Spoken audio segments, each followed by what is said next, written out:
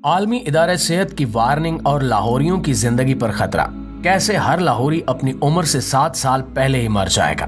معزز دوستو، میں ہوں ماجد ملک اور آپ تمام دیکھنے اور سننے والوں کو السلام علیکم۔ جنہیں لاہور نہیں ویکھیا وہ جمے نہیں۔ دوستو، یہ جملہ کبھی لاہور کی خوبصورتی، خوشبودار باغات اور شاندار تاریخ کی جانب اشارہ کرتا تھا، مگر آج یہ مشہور کہاوت ایک تلخ حقیقت میں بدل چکی ہے، کیونکہ لاہور اب دنیا کے آلودہ ترین شہروں میں سے ایک بن چکا ہے۔ گلیوں میں بسنے والے لوگ جو کبھی ٹھنڈی ہوا میں سانس لیتے تھے، اب گاڑھا دھواں اور آلودہ فضا اپنے پھیپھڑوں میں بھر رہے ہیں۔ سوال یہ ہے کہ ایسا کیوں ہوا؟ آخر کس طرح ایک شہر جو کبھی اپنی خوبصورتی کے لیے جانا جاتا تھا، اتنی سنگین آلودگی کا شکار بن گیا؟ آج کی ویڈیو میں ہم آپ کو بتائیں گے کہ عالمی ادارہ صحت یعنی WHO نے لاہور کے بارے میں کیا وارننگ جاری کی ہے اور کیسے آنے والے 5 سالوں میں یہ شہر زندگی کے نشان سے خالی ہو سکتا ہے۔ پیارے ساتھیوں، لاہور کی موجودہ صورتحال کسی خطرے کی گھنٹی سے کم نہیں ہے۔ عالمی ادارہ صحت یعنی WHO کے مطابق لاہور کا ایئر کوالٹی انڈیکس اس قدر خطرناک سطح تک پہنچ چکا ہے کہ یہ انسانی صحت کے لیے نہایت تباہ کن ہے۔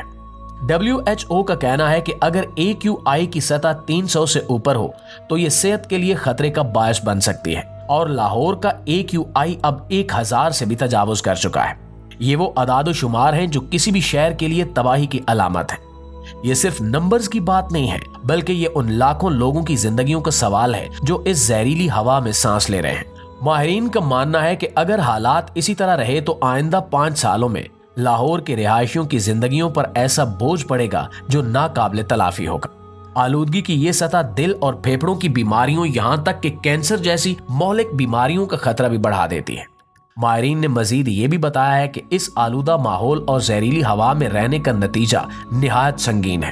ایک عام شخص جس کی اوسط عمر 75 سال تک ہو سکتی ہے، اس آلودگی بھرے ماحول میں زندگی گزارنے کے بعد وہ انسان اپنی زندگی کے 7 سے 8 سال پہلے ہی موت کے منہ میں جا سکتا ہے۔ یہ صرف اعداد و شمار نہیں، بلکہ ایک حقیقت ہے جو ہمارے دروازے پر دستک دے رہی ہے۔ اس سے ظاہر ہوتا ہے کہ اگر ہم نے ابھی اس بحران کو نہ روکا تو نہ صرف ہماری صحت بلکہ ہماری زندگی کی ٹور بھی متاثر ہوگی۔ ناظرین گرامی، فی الحال حکومت نے سکولز کی بندش اور ماسک وغیرہ کے اقدامات کر کے کسی طرح اس سموگ سے محفوظ رہنے کی ترغیب دی ہے، جو کہ وقتی طور پر کچھ حد تک شہریوں کو تحفظ فراہم کر سکتی ہے۔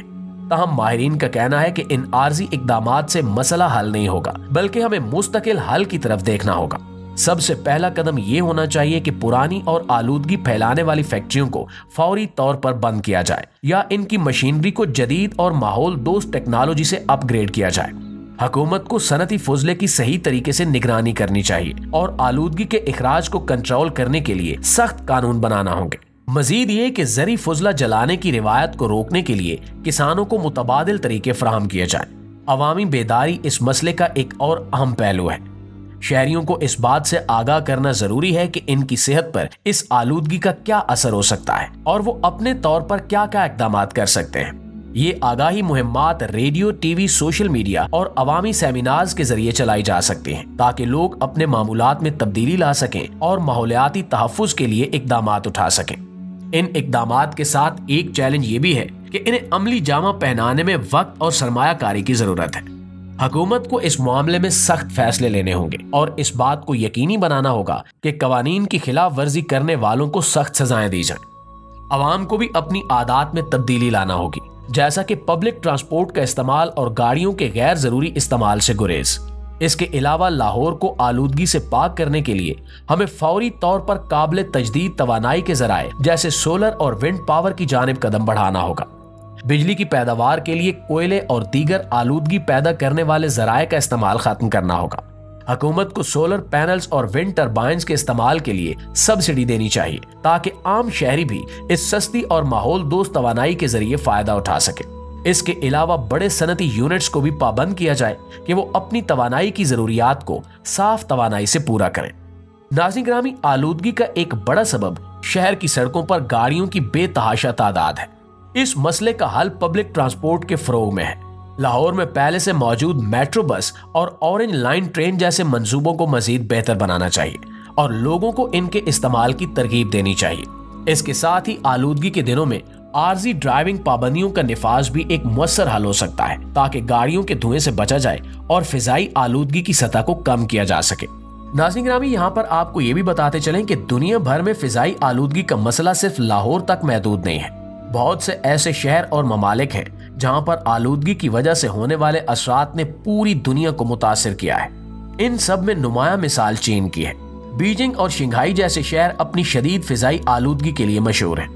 2014 में बीजिंग में आलूदगी की सतह इस कदर बढ़ गई कि हुकूमत ने रेड अलर्ट जारी कर दिया और स्कूलों, फैक्ट्रियों और दीगर इदारों को आर्जी तौर पर बंद करना पड़ा।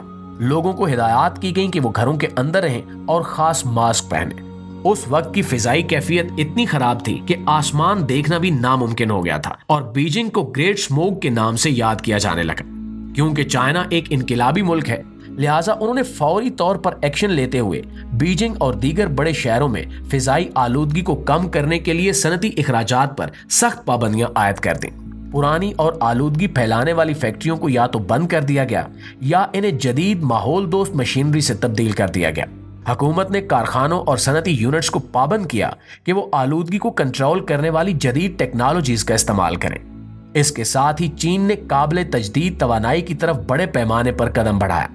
कोयले से चलने वाली बिजली की पैदावार को कम करके शमसी और हवा की तवानाई के मंसूबों को फरोग दिया गया। मुल्क भर में लाखों सोलर पैनल नस्ब किए गए और विंड फार्म्स की तामीर को तेज किया गया ताकि कोयले और दीगर आलूदा जराए पर इन्हिसार कम हो सके। दोस्तों, चीन ने ट्रांसपोर्टेशन के शोबे में भी बड़े पैमाने पर इस्लाहात की। इलेक्ट्रिक गाड़ियों की पैदावार और इस्तेमाल को बढ़ाने के लिए हुकूमती सब्सिडीज फराहम की गई। आवाम को इलेक्ट्रिक गाड़ियों के इस्तेमाल की तरफ रागिब करने के लिए नई इलेक्ट्रिक बसें और गाड़ियां मुतारिफ करवाई गई। इसके अलावा पब्लिक ट्रांसपोर्ट के निजाम को मजीद मजबूत बनाया गया ताकि लोग अपनी जाती गाड़ियों की बजाय अवामी जराए को इस्तेमाल करें। जबकि इस मंसूबे में ग्रीनरी और पौधों की अहमियत को खास अहमियत दी गई। बीजिंग में बड़े पैमाने पर शजरकारी मुहिम्मात शुरू की गई, जिनके तहत शहर के मुख्तलिफ इलाकों में पार्कों और सब्जाजारों की तामीर की गई। दरख्तों और पौधों ने फिजाई आलूदगी की सतह को कम करने में नुमाया किरदार अदा किया, क्योंकि ये पौधे कार्बन डाइऑक्साइड को जज्ब करके हवा को साफ रखते हैं। इन तमाम इकदामात की बदौलत बीजिंग और चीन के दीगर शहरों में फिजाई आलूदगी की सतह में वाज़ेह कमी देखी गई। अगरचे एक फौरी अमल नहीं था और इसके असरात को मुकम्मल तौर पर जाहिर होने में कुछ साल लग गए, लेकिन आज चीन का मौलियाती मॉडल दुनिया के दीगर ममालिक के लिए एक मिसाल बन चुका है। ये साबित करता है कि अगर अज़्म और मुस्तकिल मिजाजी से काम लिया जाए तो फिजाई आलूदगी जैसे बड़े मसाइल को भी हल किया जा सकता है। पाकिस्तान की तरह भारत भी फिजाई आलूदगी के संगीन खतरात से दोचार है, खास तौर पर नई दिल्ली। दोस्तों, 2017 में दिल्ली की फिजा इस कदर आलूदा थी कि एक क्रिकेट मैच के दौरान खिलाड़ी मास्क पहनने पर मजबूर हो गए। इस वाक़े ने आलमी सतह पर दिल्ली की फिजाई आलूदगी की शिद्दत को नुमाया किया। स्कूल बंद कर दिए गए, ट्रांसपोर्ट के जराए महदूद कर दिए गए और अस्पतालों में मरीजों की तादाद में खतरनाक हद तक इजाफा हो गया। और आज लाहौर के बाद फिजाई आलूदगी में दूसरा नंबर दिल्ली का ही आता है। आखिर में ये बात वाज़ेह है कि फिजाई आलूदगी एक संजीदा मसला है जिसने दुनिया भर के बड़े बड़े शहरों को अपने शिकंजे में जकड़ लिया है। चीन की मिसाल हमें ये सिखाती है कि सही इक़दामात और हिकमत अमली से इस बहरान पर काबू पाया जा सकता है। लिहाजा लाहौर और पाकिस्तान के दीगर शहर भी अगर इन पॉलिसीज को अपनाएं और हुकूमत, अवाम और सनतें मिलकर काम करें तो फिजाई आलूदगी की इस मुश्किल को हल किया जा सकता है। वक्त की जरूरत है कि हम अपनी नस्लों के मुस्तकबिल के लिए सही फैसले करें। जी तो दोस्तों, आपकी इस बारे में राय क्या कहती है, कमेंट सेक्शन में हमें जरूर बताइएगा। और अगर ये वीडियो पसंद आए तो इसको शेयर जरूर कर दीजिएगा। इंशाल्लाह आपसे मुलाकात होती है अगली वीडियो में। तब तक अपना ढेर सारा ख्याल रखिए। अल्लाह निगहबान।